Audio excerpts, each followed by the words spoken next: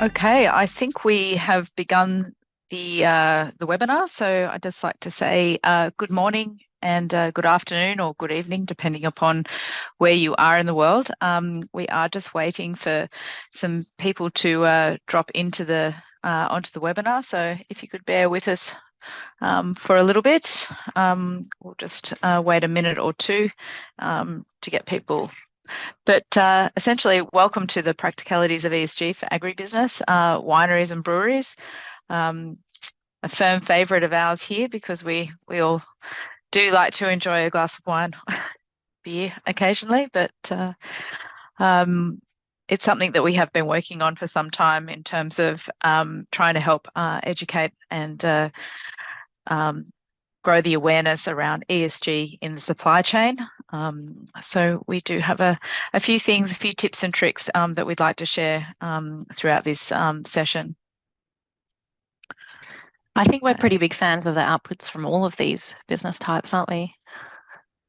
That's right. I do live in the Swan Valley, so I'm at the doorstep of a lot of the great produce that comes from the wineries. Yeah, it's responsible for many of my favorite things. So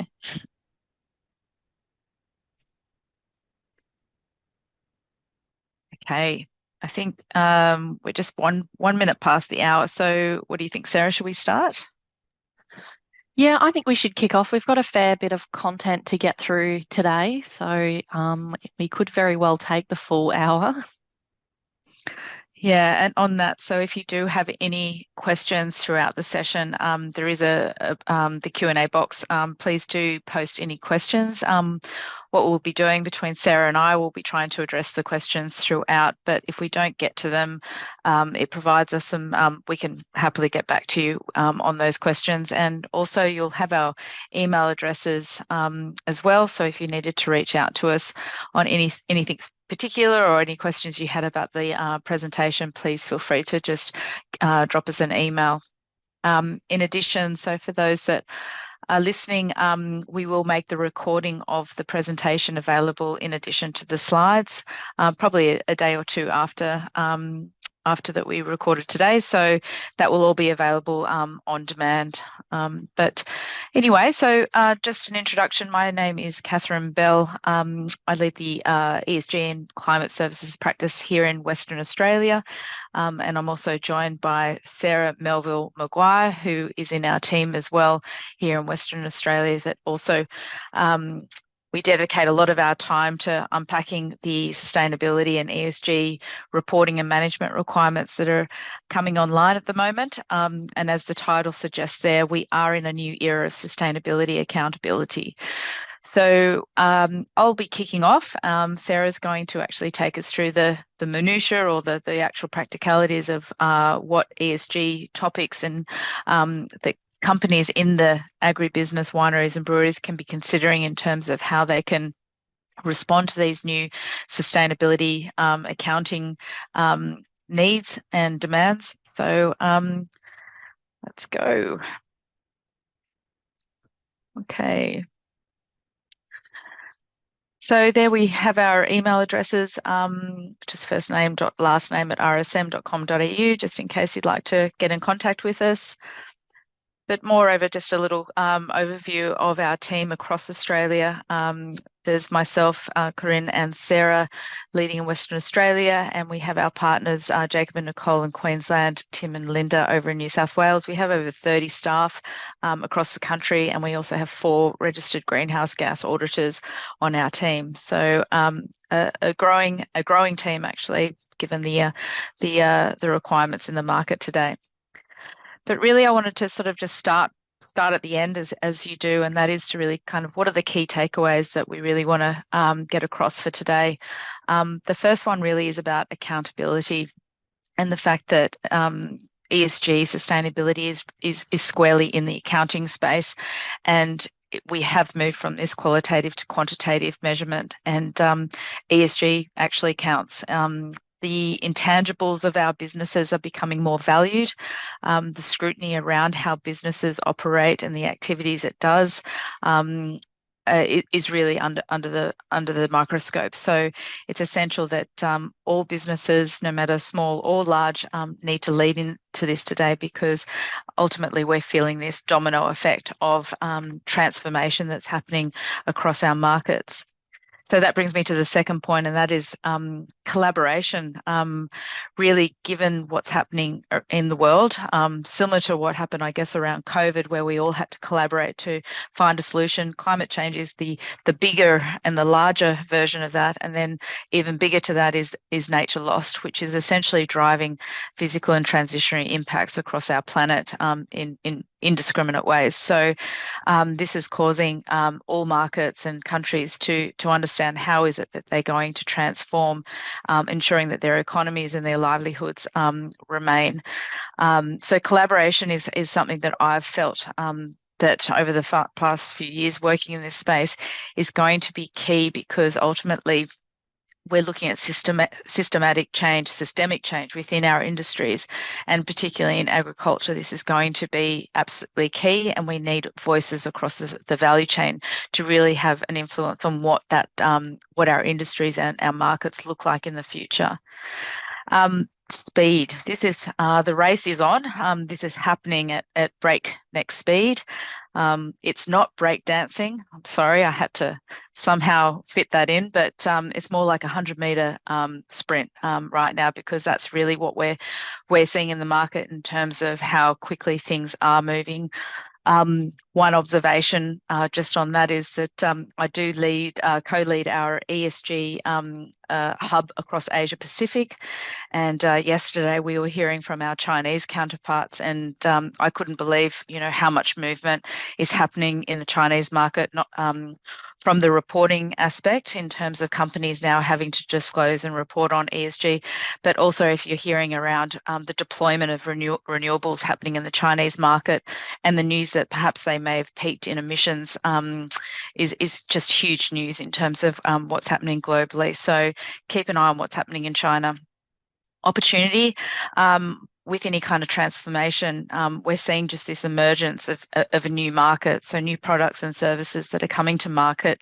I always like to use ourselves as an example here at RSM, typically in audit and tax practice, having to introduce ESG and climate services as part of our service offering, obviously to help with the accountability of this in terms of financial reporting now, sustainability, integrated reporting. So there's a lot coming online. The point there is also that no matter how big or small you are, there's always something you can be doing, and so it's really important that everyone starts looking at this now in terms of their impact and how they can influence their ability to transition to what is a very new market. Really interesting, given that agriculture, food and beverages, as you can see, is top of in terms of the industries that are at highest risk. This is because of their dependency on natural capital for their production of their products and services. So it's astonishing to realise, that this biodiversity loss and then climate risk is going to have a huge impact on our global ability to continue as business as usual. And what you'll keep hearing is it's not business as usual. And this is why we impress on our clients that there is this major shift in the markets, but there is risk to business, and this is why the introduction of climate risk reporting that's happening in Australia is because ultimately the financial markets have acknowledged that that their investments are at risk, so businesses are at risk given the climate impacts, and also the biodiversity loss or nature loss that's happening around the world is impacting businesses' ability to be resilient. So there, you can absolutely see how impacted this particular sector is with regards to the transformation happening. So just quickly, pointing out the top challenges for the agribusinesses, and that is climate change and nature loss, as I mentioned, but also invasive species as a result is having an impact on agriculture to actually operate. There is rising costs, taxes. Breweries are feeling that at the moment. Market access is a huge one.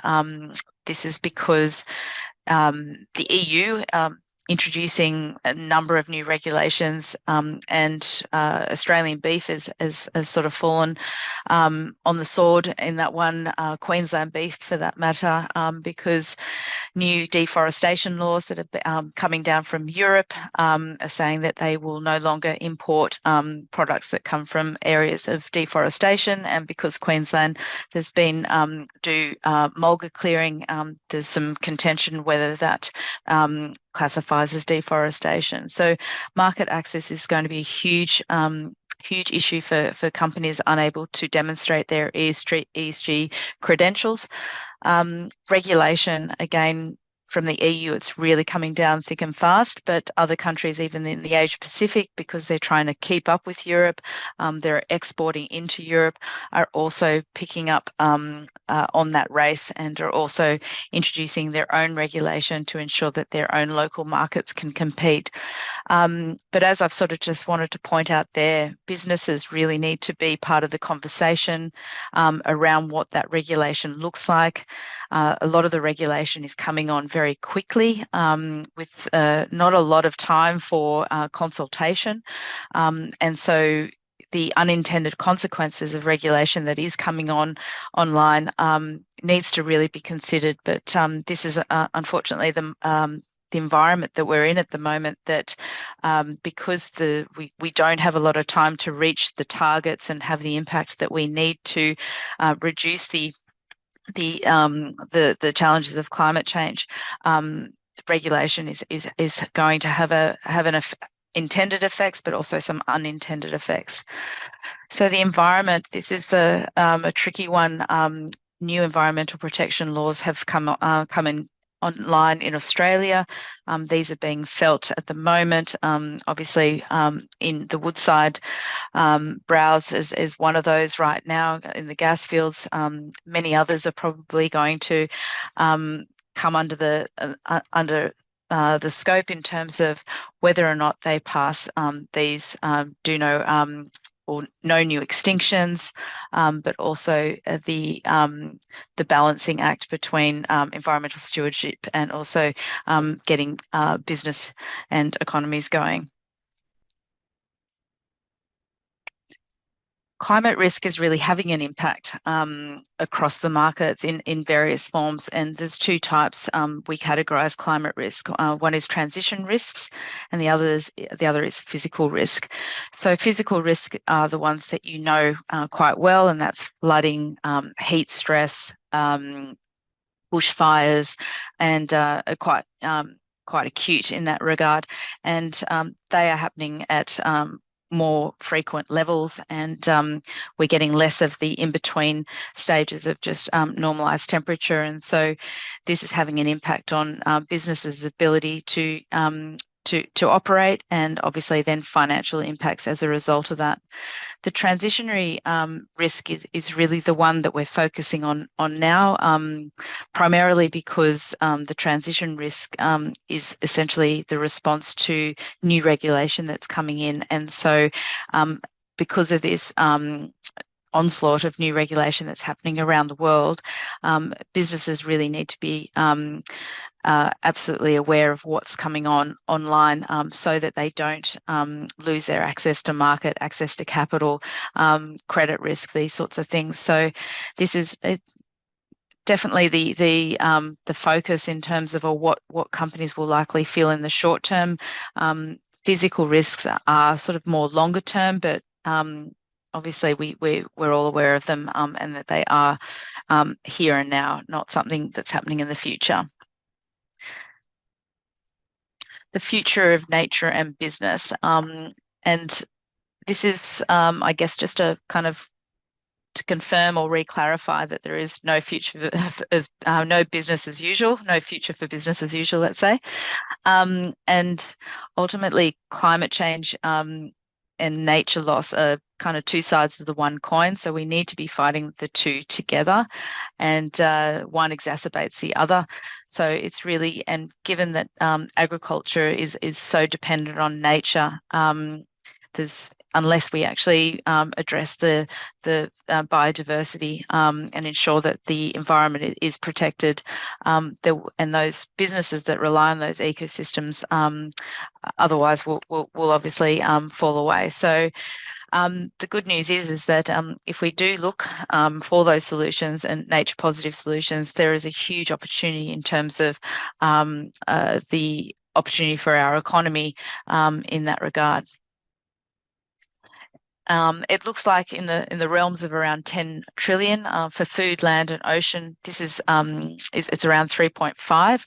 This study was done by the World Economic Forum about 2 years ago, and it does talk to a lot of the solutions that businesses need to be sort of shifting towards to capture those opportunities. And so there are solutions out there, and it's great to see the innovation around what's happening in the market at the moment, and to capture what is going to be a lucrative industry in terms of that sector. So back to my original kind of point, that the fact is that sustainability is now very much accountability.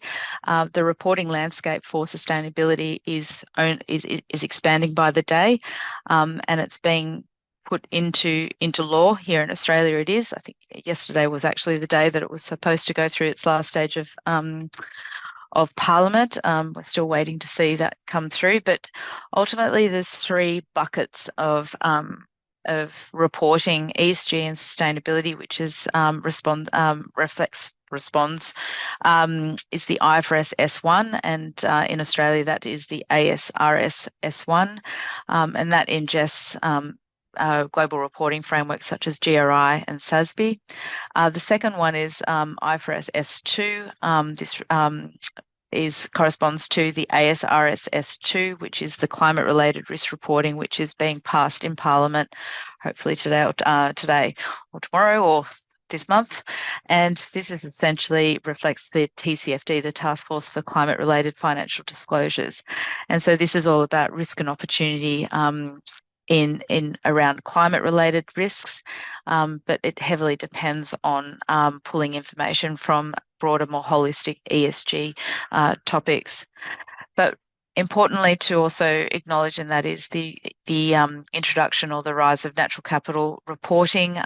We see this as coming up quite quickly beyond climate risk reporting, and also really should be considered by companies as and when they within their business activities. But ultimately, they're all very interconnected, and it's really about understanding a business's ability to its influence and impact within the supply chain, the entire value chain, but also their own activities as well. And how you then demonstrate and report that in qualitative and quantitative information that is comparable and comparable across markets and across companies. We've had something like 600 plus different sustainability frameworks that have been in the market, and the issue has been in the past that there has been no ability to compare apples for apples. So this convergence of reporting has been really important for the financial markets, so they know where to essentially shift investment in this transformation. And it's also been really important from a point of view in terms of understanding that from other stakeholder point of views, not just from the financial point of view, but from other stakeholders such as employees and customers that also understand what businesses are doing and how they're behaving, let's say. For Australia, we've flashed this timeline up for some time now. We're getting closer and closer to that release, which is 1 January 2025, and it'll be phased in with groups: Group 1, Group 2, Group 3. So depending upon what size business you are, many businesses in the ag space tend to be sort of in the Group 3.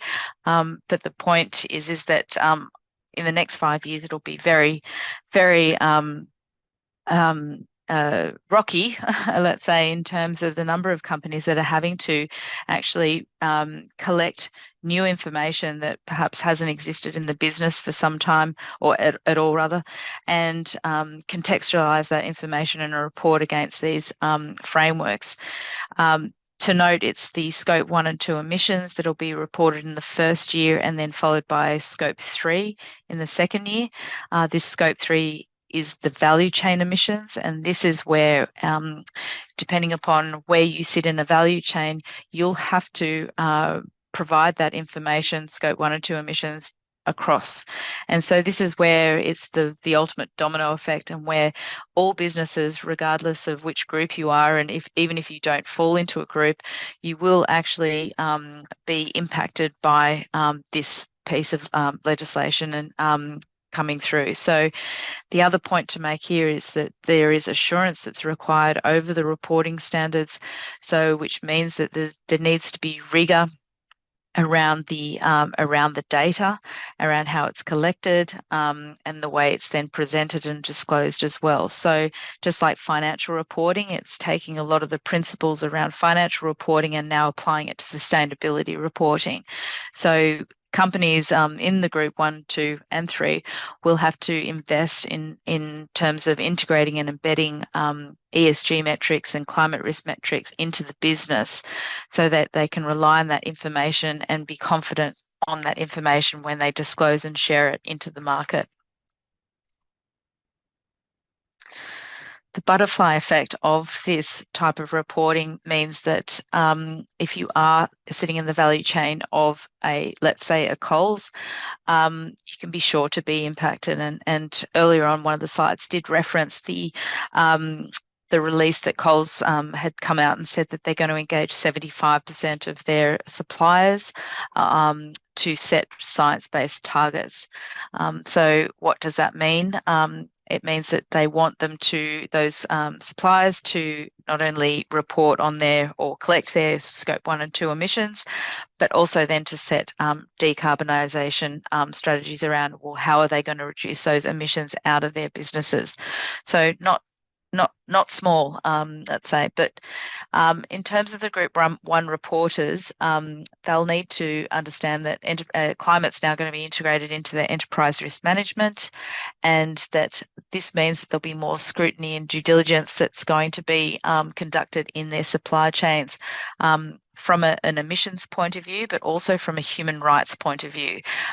Human rights out of the EU, there's a new supply chain directive, which is essentially focused on do no harm in your supply chain, and there's legal liabilities for companies that are found to have any harm being done, and that's human rights offences. So that'll be pushed down to the Australian market as well.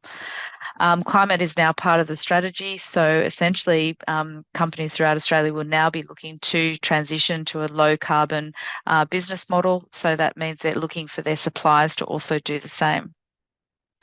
And 3 and 4 also, again, referring a lot to this reducing emissions out of the supply chain. So this is where it's going to impact many companies, no matter their size. Catherine, before you move on, yeah, we're running pretty far behind, I think, maybe. No, I think we're okay. Okay. But I did just want to say, you mentioned Coles there, but I think it's important to note that almost everyone who's in an agribusiness or a brewery or a winery is supplying some sort of product to a Group 1 reporter. That might be Dan Murphy's or BWS or Coles or Woolworths, or even someone that's exporting out of Australia. But that's the reason why this is coming to affect your businesses so quickly, because they need to do their scope 3 emissions, which is your emissions. And that's why this is falling through the value chain so quickly. So highlighting one organisation, I think, is not enough. This really is just affecting everybody. Yeah, and it's exactly right. And I think for now it is that focus on the emissions. So I think the message here is if you do nothing else, I think the measure your carbon emissions will be the absolute first step in any journey. So I will think this is my last slide. So, and we just wanted to do a case study. This is the possibilities, I guess, of what can happen at the company level in terms of the ESG climate risk opportunities around how you integrate it into your business. Um, these sorts of activities can then be communicated. People are interested in this information, whether they're your consumer, your employees, your banks. But there is a lot that can be done, and in some cases, most companies are already doing a lot of this. And so the next step is really how do you actually bring this information together in a way that can be communicated to those particular stakeholders in a way that they'll understand and the way that there's value then that's created out of that. Again, we'll provide these slides to you. So sorry if we're flicking through any of them particularly quickly or not, but ultimately what the process is for communicating ESG, and Sarah's going to go through each of the topics a little bit more in detail, but you need to do that risk assessment on your business and understand what are the topics.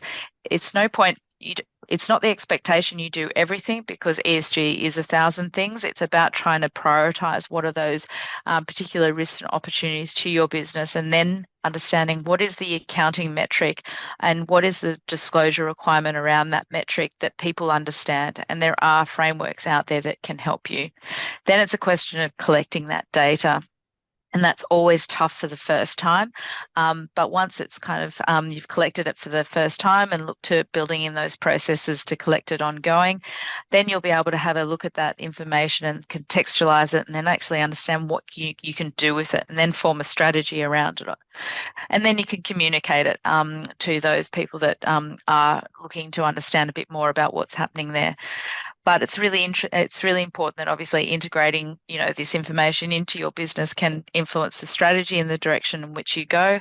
And just a mention there on greenwashing. This is a big focus for the market at the moment. No one wants companies going out there and talking a big story that can't be substantiated because there are fines being passed out for that. So I think that's it for me then. Sarah, I might pass over to you to run through the practicalities and just let me know when you want me to throw through the scheme. Get to the next screen. Must be my turn. Those of you who know me know that I do love a good chat, but I'm also very much a doer. So I'm going to talk through. We know that we've got to do something. What is the thing that we need to do? What are some key pieces of data that you can go and get to help you with that? Before I talk about exactly what we recommend and what we do with our clients, this is the Australian Agricultural Sustainability Framework. It's got a set of recommended reporting topics across three different categories that you can report that will give a holistic view of the ESG and sustainability activities on your farm or business. But one of the challenges that we do find with this is it can be a little bit overwhelming, particularly as a starting point, even though each of these categories is in and of itself really important. As Catherine said, there's a million things that you could be reporting about what's happening in your business. And at some point, you've got to make decisions around the reporting burden that you're setting up for yourself and how much time it's going to take for you to communicate against all of these things. So if you want to flick to the next slide, Catherine, we have basically prioritized a set of topics that we find most commonly come up when we're talking to those major suppliers that you're providing to, and key pieces of information that support investment from banks, investment from investors, that can just simplify that reporting burden and also give you really clear tools to communicate that information to your stakeholders. So across the E, S and G, we've got carbon emissions, water use and waste management under environment. Under social, we've got modern slavery and customer health and safety. And then we've got under governance, labeling and product transparency and animal health and welfare. Obviously, if you're in a brewery or a winery, animal health and welfare is potentially less important for you, but labeling and product transparency then becomes extremely important. So what I'm going to do is I'm going to talk through each of these topics and what goes into them, what you need to actually report against them. For some different aspects of businesses, there's a lot of different types of agribusiness. So I'm going to talk quite a lot about carbon emissions, which is a big challenge for most businesses, but I'll touch on all of them. So if I could just have a slide. Yeah. Before I do talk about emissions, this is something that I like to flash up, which is about net zero expectations. There's a lot of anxiety in the market from those small to medium-sized businesses around expectations on them to reduce carbon emissions. And so before we go into talking about them in detail, I want to clarify that there isn't a widespread expectation that industries like agriculture are going to significantly reduce their emissions. These are very difficult emissions to abate. We're talking about things that come from like livestock and unavoidable fertilizers. So removing those emissions entirely from your business is not likely to be possible. If you're in a brewery or a winery, you might have a bit more room to move around the way that processes happen in your business and where energy sources come from, but it can still be a really big challenge. And so when we start to talk about emissions, there seems to be a leap to how do I mitigate them? How do I get rid of them in my business? And right now, that's not the pressure point. The pressure point is communicating what the emissions are.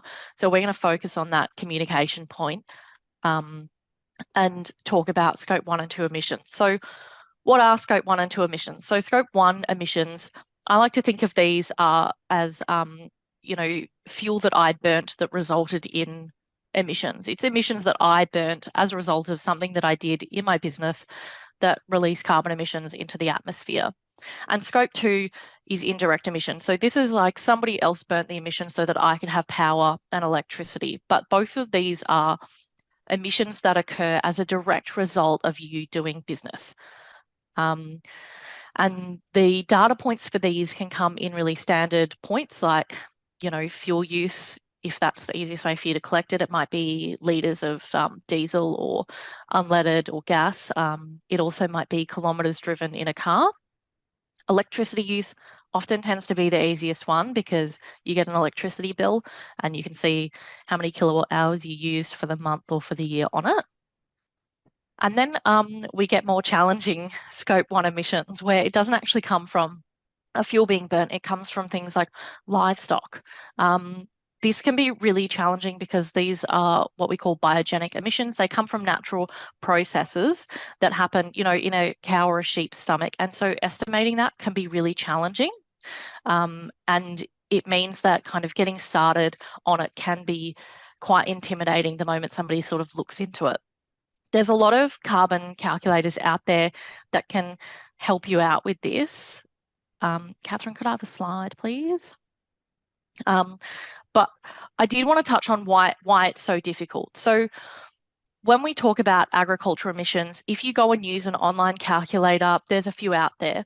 There's this enormous mathematical process that's happening in the background that somebody spent an enormous amount of time working on that Excel spreadsheet or tool to produce. And you can see like just in this first little box that I've got, it's got M equals I times by 1, blah, blah, blah, where this I is dry matter intake calculated in section 5.3.2.2 of the National Inventory Report. And you can follow that through and then it's got another formula. And then you follow that through and it's got another formula. So you've got stacked formulas all the way through that can become really complex. So it only takes a really minor mistake to get quite a significant error in the ultimate emissions that you might have. And the reason I'm talking about this is because it's good to have an understanding of how easily it can go wrong so that you do know if you're using one of those tools, it's really important to have it at least checked by somebody who has a thorough understanding of the outputs and what they mean, or that you're going to somebody who has experience in calculating carbon emissions in the agriculture sector because they're complicated. There's a lot that can go wrong.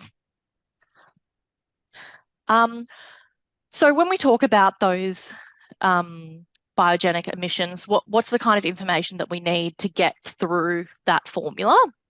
And the data points are one of the biggest challenges that we have in both communicating, just the complexity and the level of detail that we need to undertake those calculations, and finding that data can be really challenging. Like, for example, if you were going to calculate livestock emissions, you'd need to know what type of livestock you've got, of course, if you've got sheep or cows.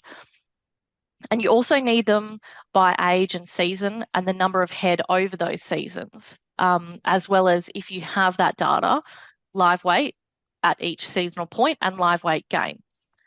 Purchase and sales data helps us cut off when animals arrived and left the farm. And of course, birthing rate and mineral supplementation, milk production all ultimately affect what's happening in those biogenic processes. And all that information goes into that very, very complicated calculation that I showed you a few minutes ago. Now, what we do here at RSM is where specific data is not available, perhaps like the live weight of a set of head of cows in the winter season is not available. We do have regional data. It is available nationally. I know that some of the available tools online also use regional data, but we do prefer to use local data wherever possible. We're also going to be looking for any fertilizer data, herbicides and pesticides, if there was any hay or grain that produced, and whether it was used as feed or bedding. So you can see this starts to become quite a lot of detail. When we say reporting scope 1 and 2 emissions, it can be really, really challenging for businesses. I think I'm going to move pretty quickly through the emission side so you guys can have these. It provides, I guess, an insight into what happens in each different industry. As you can see, non-pastoral livestock has a slightly different structure of the information that's required. Obviously, if you've got layers, then you're going to need to understand the flock size and egg production rates and sales data. And cropping does tend to be a little bit easier because there's not as much biogenic processes going on in cropping. So the data collection here can be a lot simpler. Just fertilizer uses, herbicides and pesticides, the type of crop, how many hectares and tonnes produced, that sort of information is pretty standard. What else have we got here? Yep, vineyards. Close to my heart as a wine lover, as Catherine also flagged earlier. So there's a significant amount of fertilizer use that often goes into vineyards. One thing I wanted to chat about with vineyards actually is the challenges that are happening, particularly with Australian vineyards with climate change. I know when I go to vineyards, I like to have a chat to them about, just the different ways in which wines are produced on the farm.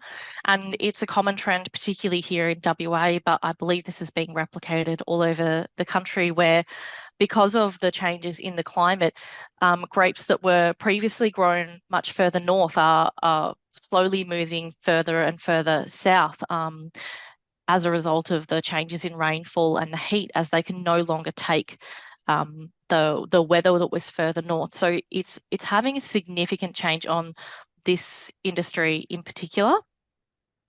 Yeah, thanks, Kath. So what should you get when you get an emissions report from an organisation? We see a lot of emissions reports out in the market, and I wanted to touch on what your expectations should be if you're receiving something like this.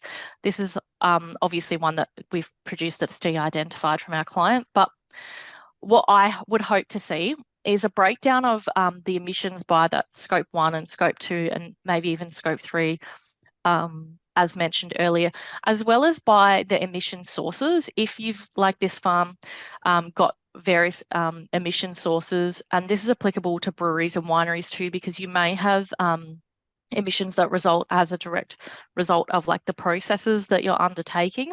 And some of it may be energy, and there could be some other mixes in there of the energy sources. of the emission sources. And if you don't get a breakdown of where those emissions are coming from in your business, it's really hard to understand how any potential business changes can impact the number that you're getting at the end of the day. So you would want to see that broken down at least by where in the business the emissions are coming from. And then if you've got different types of crops, definitely by crop. But the other thing that we say as well is down in the bottom right there, the emissions intensity. So this is, for example, how many tons of emissions result from growing a ton of canola or a ton of hay. And this allows you to really clearly communicate a comparison point to any suppliers. If you're in a winery or a brewery, you would be doing this by potentially litre produced or bottle produced or case or something like that, depending on, who you're providing the information to. But it's really important that you can provide this intensity information, because otherwise having a straight number of, we had 10,000 tonnes of carbon emissions last year, it doesn't allow the stakeholder that you're communicating the information to compare your emissions with another business's emissions. So that intensity data is really important. So please make sure if you're getting any emissions reports that you get that. Sarah, I was just thinking when you were talking and just showing this, another point to make is just the auditability sides of things, understanding that, scope 1 and 2, but soon enough, the scope 3 emissions also falls under the assurance requirements. So being able to demonstrate and show that you've collected and there's I guess veracity around the data behind it is really also important. Yep, at RSM we undertake a lot of audits, particularly around carbon credits and greenhouse gas emissions. So we're really familiar with the challenges that can come up during that process. It's important to understand not just the number, as Catherine said, but where the data comes from, and ensure that you can produce evidence that the numbers are real.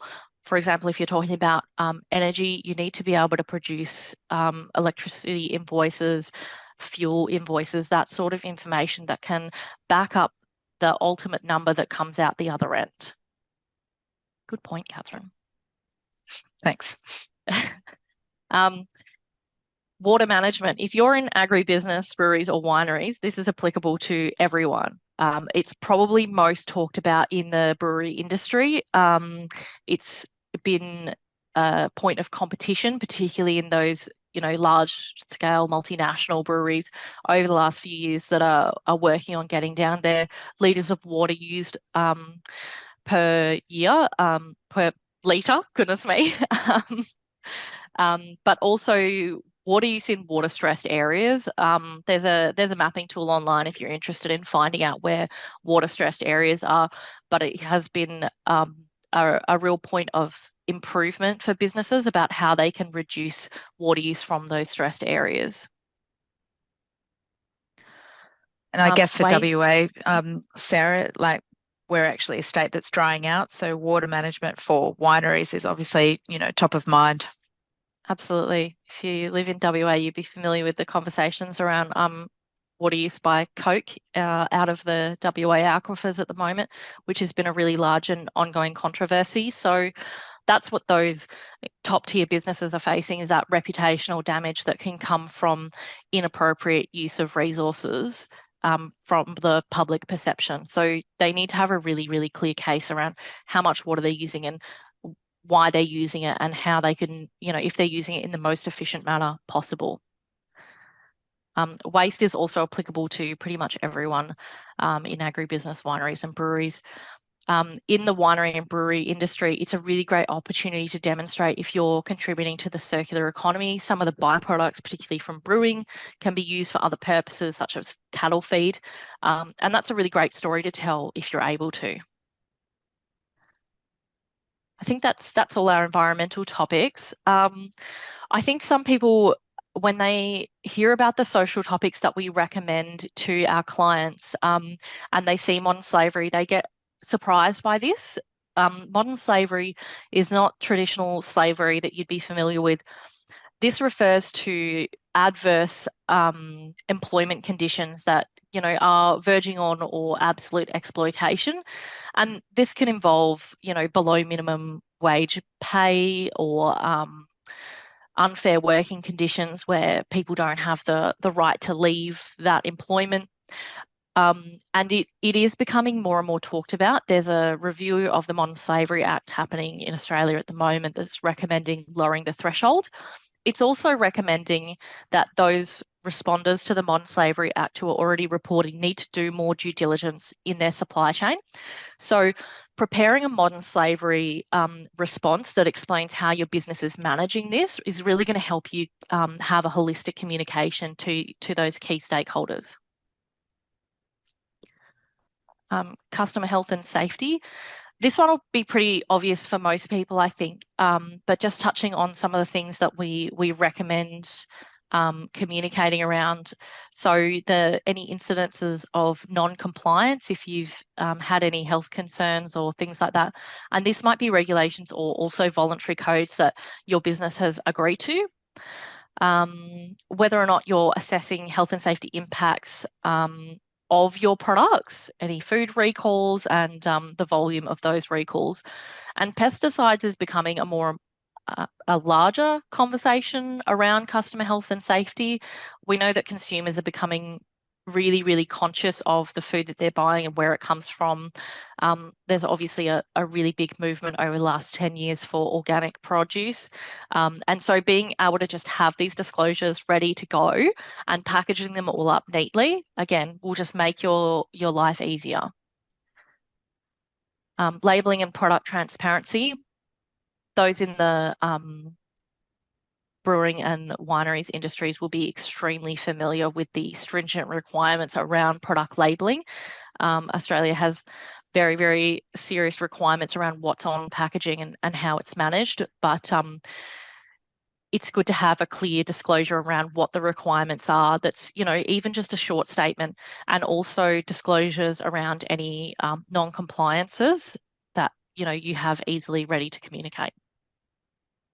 Sarah, I was going to say, worth mentioning is, I guess, the report that came out from the ACCC around, and this is sort of points to the greenwashing aspect, and maybe not so much product labeling, but the way businesses perhaps are perceived, pushing their products into the market as being green or organic and these sorts of things.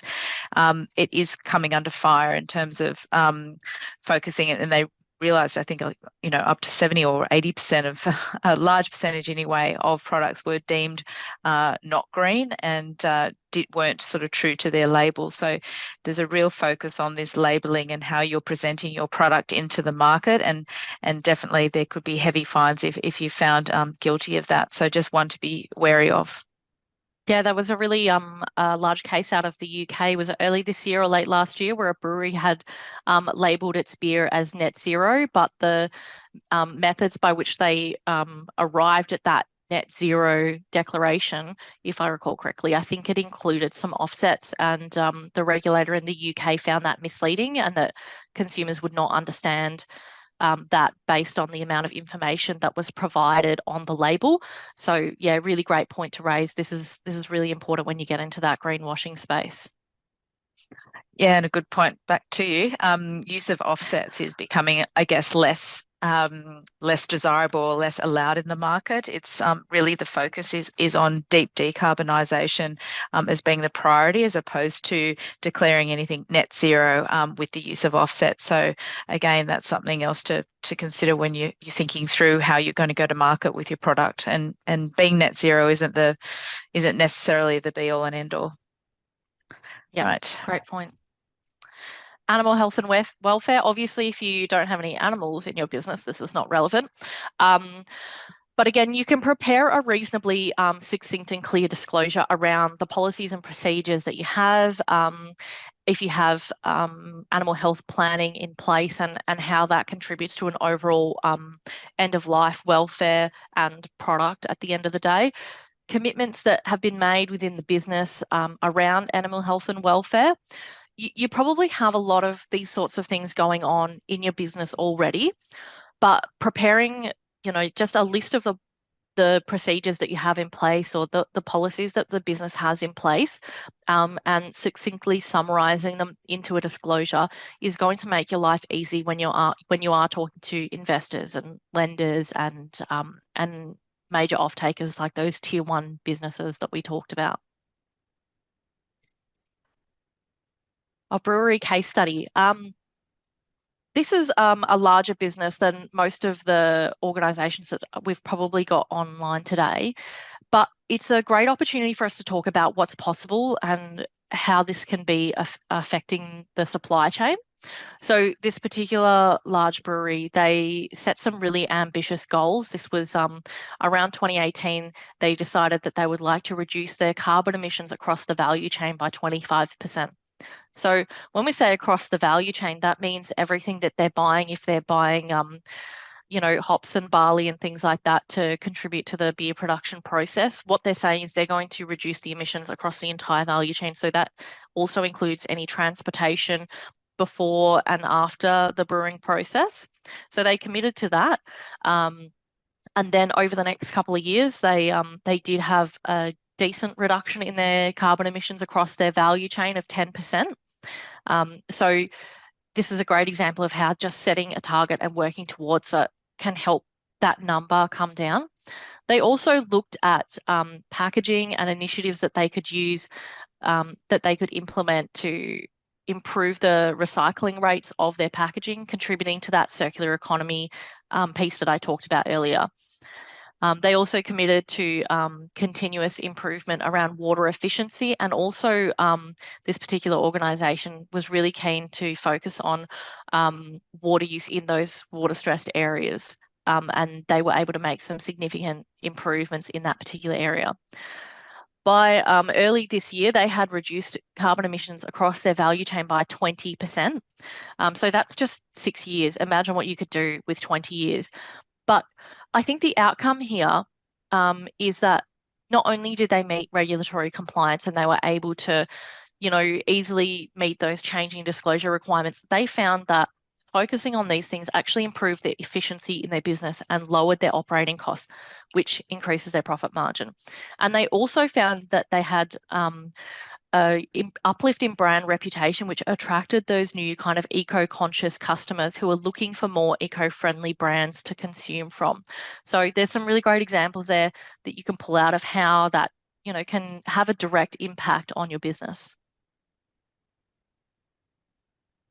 Okay, I think thank you, That's it Sarah. for me. And well, you can stay there because I think we're just going to kind of wrap up over the last couple of minutes, but really kind of focus on that value, and that is exactly right. The impact that you can have if you do focus on these ESG topics, and then the ability to communicate those to your stakeholders. So, really, what we're trying to say is that.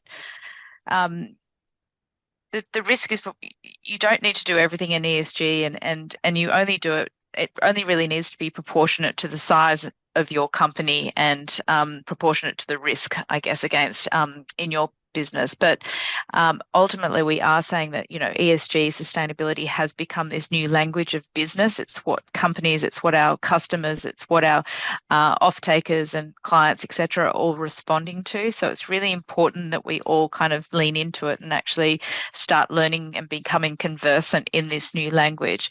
And as Sarah sort of mentioned, there's opportunities for top line growth as a result of the initiatives and the investments that you need to make to transition your business to what will be a low carbon economy and a circular economy at that. So looking at waste is really important. And I know that, we're actually working with a company at the moment on their procurement policy and assessment program. So, and they're integrating environmental risk management into that, and essentially trying to influence their spend or their procurement decisions based on environmental questionnaires, and waste management and circularity of products is one of those. So definitely cost savings available when you start sort of thinking through energy efficiencies, water.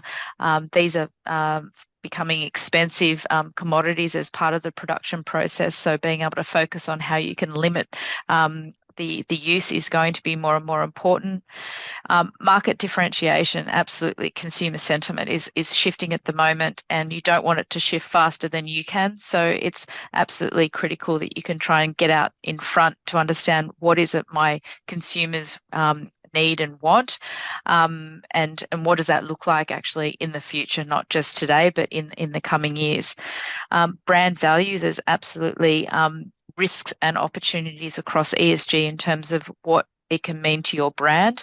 Having issues around having to recall products, etc., obviously can have a huge impact on your brand value. Conversely, if you are actually investing in community impact or innovating or collaborating, can have huge impacts in terms of growing your brand. And we know that a lot of the breweries and wineries are leaning into this because they do know that this can actually have a considerable impact on their brand. Employee engagement, finding talent in today's market has always been tough. So, and we're feeling it across the all industries, and that is employees want to work for companies that have purpose, that they believe in the product, and people will vote with their feet. So it's really important that you provide that employee value proposition there as well. Ultimately, risk. There are the risks to business and industry at the moment are only growing with the growing number of regulations that are hitting not only our local market but global markets. And it's really important that you do look at that through that global lens, because not to use COVID as another example, but something that happened in another country had just widespread effects across the globe. And this is similarly, going to happen as a result of a lot of the regulations that are coming online from Europe as well. So this supply chain, this focus on supply chain, and looking at the transformation of these supply chains as a result of things like future made in Australia and I guess geopolitical shifts as well are impacting our supply chains.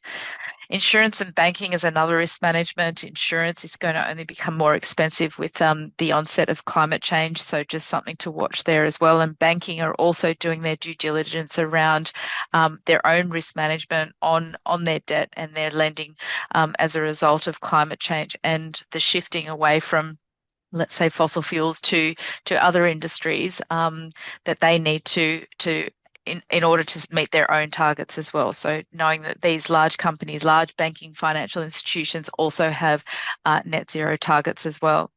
So future proofing is really important.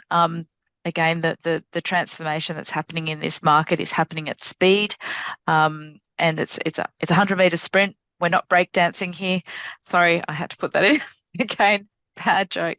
But listen, it's an exciting time at the moment because there is a lot of innovation, a lot of collaboration that's happening around this space. So I'm excited to be in the space that is actually transforming to a more circular, sustainable future. So anything to add on that, Sarah, that I've missed that you think would be important to?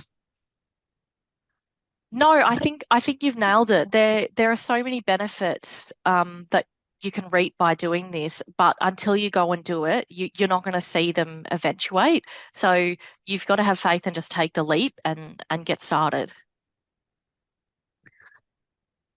And it is a journey, or as someone else said, it's an adventure. But the point here is you must start somewhere and start small. It's stepping stones. You don't have to do everything all at once. But as Sarah was saying, that once you sort of touch and feel and get into it, you'll start getting more conversant and comfortable with the non-financials or the intangibles in your business and start looking for opportunities within it. It'll be different for different companies, different industries. So it's a matter of just understanding, okay, where is the improvement opportunities in this space, and how can we create value as a result of this, as a result of the market valuing this more and more as well. So I think we're almost at the end, and we are at the end. And we don't have any questions, I don't think. That'd be a I first. suspect, yes. So we've managed to consume the entire hour. So I think that's We are a so talkative bunch, so we could talk a lot, and particularly on this topic. But as a result, I guess our teams, we help across the whole journey on this. It's requiring a lot of assistance, I guess, in terms of understanding how companies actually can uptake this second part of their business, not just focusing on the financials, but focusing on those non-financials in their business. Obviously, the regulatory environment is just becoming more complex as the days go on.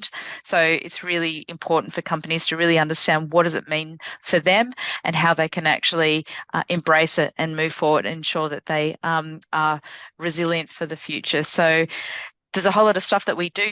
We're a big team. Assurance is a big part. We do a lot of checking. And so if there's any questions or checking required that we can support, obviously just reach out to myself or Sarah. But there'll be a recording of this. And we really appreciate everyone turning up and listening in. So hope you all have a great day, and we'll be back for another session, I suspect, in the near future. So thanks, Sarah, for all your inputs and insights, and we look forward to seeing you next time. Thank you. Thanks so much, Catherine. Just to note that there's a couple of links in the chat box there if you're interested in having a look at some of the materials that we've produced around this and some other ESG related topics. Have a click and have a read through. And as Catherine said, drop us an email. We do love this and we love chatting about it. So we'll talk anyone's ear off. All right. Thank you. Bye-bye. Yep. Thanks, everyone.